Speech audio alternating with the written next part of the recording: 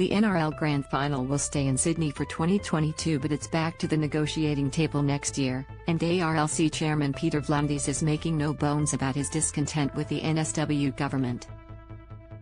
Brisbane had been favourite to snare the major sporting finale from its longtime home in Sydney. But V'landys said that it was just today that the Australian Rugby League Commission had decided to plump for Sydney, in the interests of the fans. Read more. Police seize $675 million worth of ice destined for Australian streets. This is only for 1 year, I have to stress that. This is not for the long term, V'landys said at a press conference today. Up until yesterday, I can tell you, the media reports that were giving out that Queensland were favourites were on the mark. A major source of conflict between the NRL and the NSW government has been a handshake agreement between V'landys and Premier Perrottet over state funding for suburban grounds.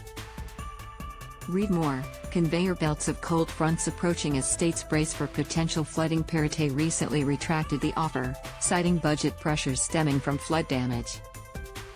There was a deal on the table, there was an agreement, V'landys said.